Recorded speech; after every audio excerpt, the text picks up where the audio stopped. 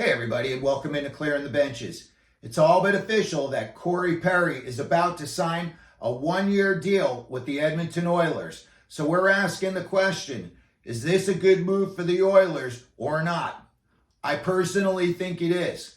I'm sure that Perry had a lot of teams calling, asking questions that were interested in possibly signing him. I had heard teams like the Bruins, the Rangers, Toronto. I'm sure even guys like, Bill Armstrong in Arizona would love to have had Perry, just to help maybe the Coyotes get into the playoffs. And if nothing else, you got these young superstars on the up and coming.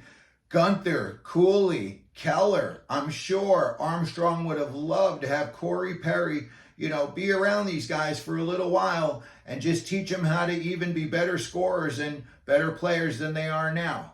But I also think that Perry probably looked at the rosters on all the teams that were calling him, and I'm pretty sure that he handpicked the Oilers himself.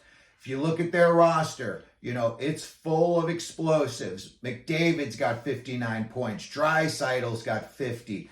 Zach Hyman's like a hat-trick machine this year, 45 points. Bouchard from the back end's got 42 points. But I still think the two guys that would really benefit most from Perry coming to the Oilers, Evander Kane, 14 goals and 13 assists this year for 27 points. He played 41 games, so there's not exactly Kane-like numbers. He usually scores at a slightly higher clip. I think a guy like Perry coming in, who basically plays the exact same game as Kane does, sandpaper and grit, got big-time scoring skills. He can put the puck in the net. He can, drop the gloves with you if he has to. He can throw a big check.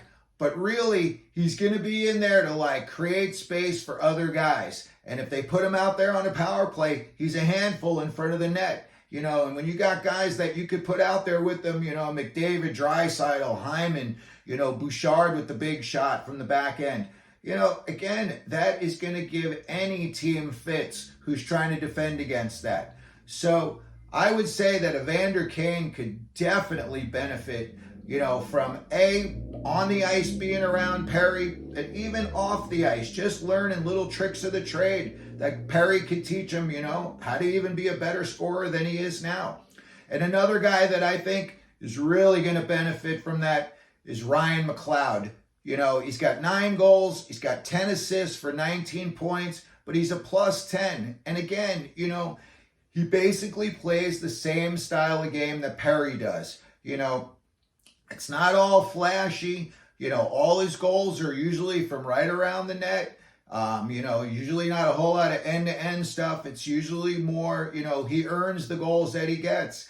A guy like Perry could teach McLeod how to be a better scorer than he is now. And again, Perry comes with a lot of playoff pedigree. He played in 196 playoff games. He's got 124 playoff points, 53 goals in the playoffs, 71 assists. And a crazy stat is he's got 271 penalty minutes in 196 playoff games. So, he's not afraid to get dirty in there. And again, that's where I think it's going to rub off on guys like McLeod and Kane, and even Hyman. As great a year as he's having, he can always learn something. You don't want to call Perry the master, but back in the day, he was the master when it came to scoring goals. So I personally think that the Oilers signing Perry is a good move for them going forward. It's just for a year. I would say it's definitely going to increase their chances in the playoffs. And as far as, winning the West, you're going through a lot of heavy teams. You got Vegas, the champs. They got that big, heavy D core. A guy like Perry is going to help, Kane, McLeod, Draisaitl, McDavid, chip away at that defense, wear them down a little bit.